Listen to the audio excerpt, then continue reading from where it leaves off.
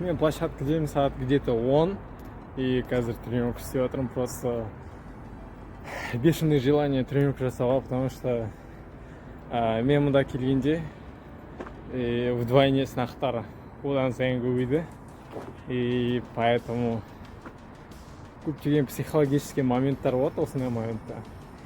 Но оның барлығына осындай тренировка жасап, ойымызды барынша фокусымызды, лишний ойларды, которые сені саған мешать ететін жестко, алға жылжуға мешать ететін керек емес ойлар келеді. Сол үшін осындай тренировка жасап, керекті нәрселермен, саморазвитиемен айналыссаң, ол нәрсе көп көмектеседі негізі. Емеке жасап жатырмын, хотя мен целый день күн шаршаулы болдым, өйткені ас сағат ұйықтадым 5 либо 6 ма. Ол негізі өте аз ұйқы. И вот. Но все равно энергия прям полный менде. Тренировка істеп жатырмын, просто кайф. Кімде тоже осындай нәрселер болады, комментария жазып өтіңдер. Мен жалғастырамын дальше. 2000 years later. Қазір, в общем, мен дүкендемін. Временно обед, қазір обедке білен жеу керек. И пока осындай обед болады, бонаква тащит. Выпечка аламын. В общем, мен лифттамын. Обед еще полностью үлгерген жоқпын. Так вот, мана таңертеңге, то есть обедке жақын бір жерге бардым, но онда администратор оған бірақ қыс керек болды.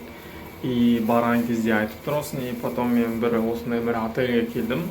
Жаңа собеседование өттім, но олар өздері хабарын береміз деді, бір апта ішінде. И дальше күтеміз.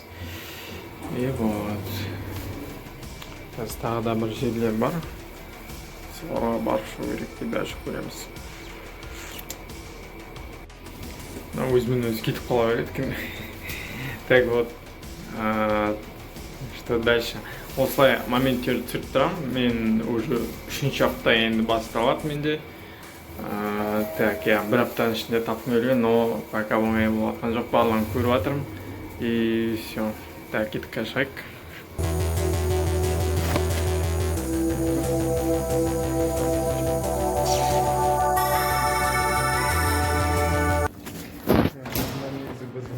Кіргенде жаттым, то есть договорға отырайын деп, но он тоже болмай алды, ол нәрсе.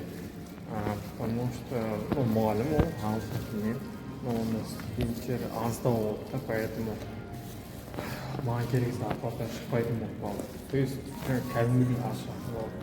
И вот солай болды, пока осылай, и дальше естеміз.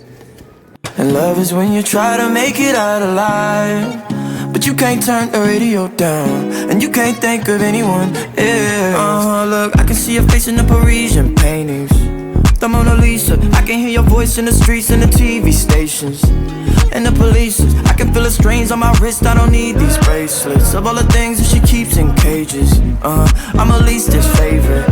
Мен тағы бір жерден шықтым, резюмені тастап кеттім, но ол жерге кіре алмадым. Поэтому тастап кеттім, ол менеджерларға беремін деді анда кассада, администрацияда. И вот енді қазір пока баратын жер жоқ, енді 2 сағаттан кейін тағы бір жерге бару кеттім. И вот мен қазір мына жерден Азия парк. Күннің есінде мен анда болған кезде, осында часто Азия паркта отырмын, и анда монтаж жасап, телефон зарядтап солай жүретінмін да анда.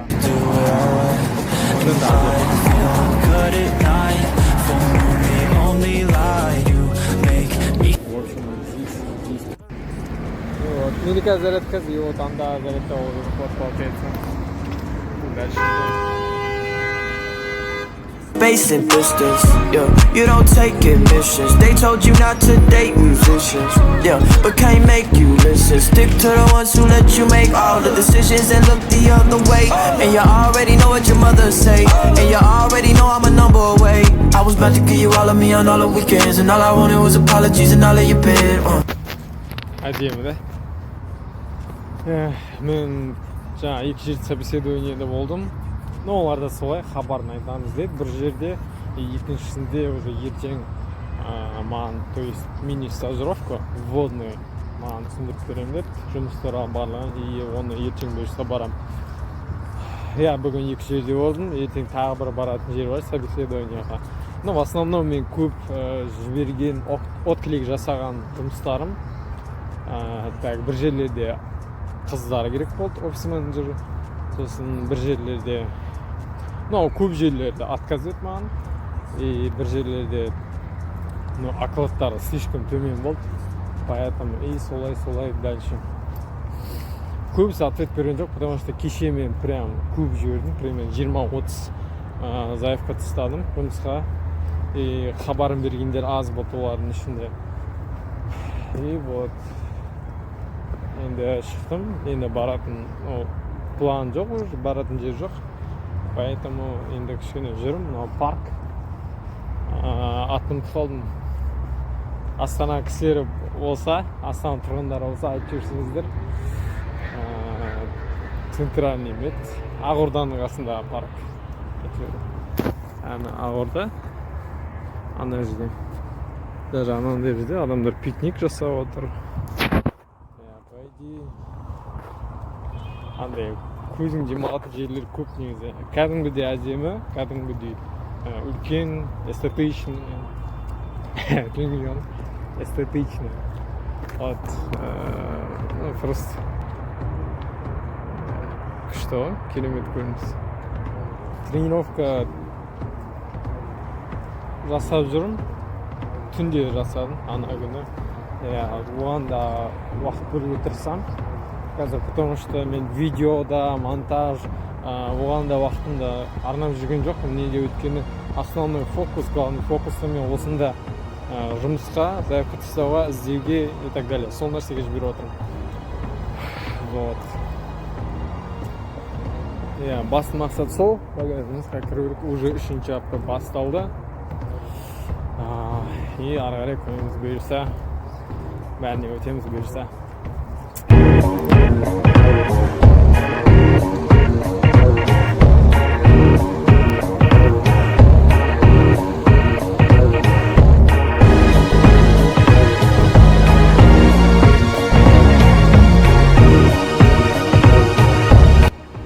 Мына жер енді әдемі екен.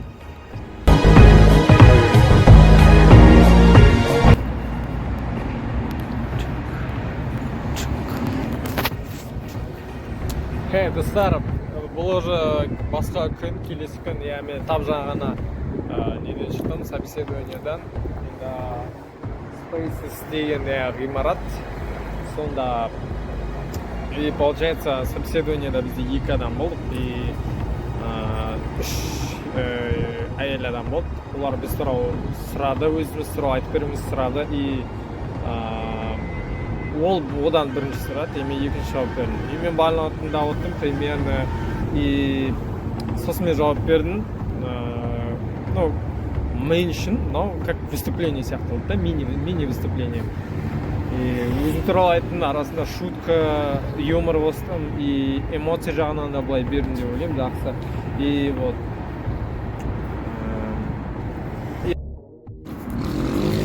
Достар, оказывается, мен де жазмай алған екен, видеозапись обратно жазам, сол жалғастыра берейін жаңадан. И вот, сондай нәрсе ғой, кім соңғы сөйлейді, кім соңғы выступать етеді, соны адамдар көбінесе запоминать етіп қалады, есіне сақтап қалады, жадында сақтап. И вот, мен бір жағынан сондай болып қалғанына қуанамын, и одан бір сәт, еміне екінші, мен максимально өзімді жақсы көрсетуге тұрсын, и оларға ұнадым деген ойдамын, енді көреміз. Алда шақырат дегенде ойдамын, дальше ары қарай стажировка болса, и ары қарай бұйырса осында жұмыс жасап кетемін. И вот, тырысып жатыр қой, қаншама мен собеседование и так далее көп жатыр. Но болмай тұр никак. И вот, но главное сол, барынша тоқтамау. И бүгін настроениемде жақсы, бүгін неге өткені кеше ерте ұйықтадым, и бүгін өте тұрдым. Обычно мен дұрыс ұйықтай алмайтын, мысльдардан, ойларымнан, сондай бәрібір бәрінде болады деп ойлаймын, бұндай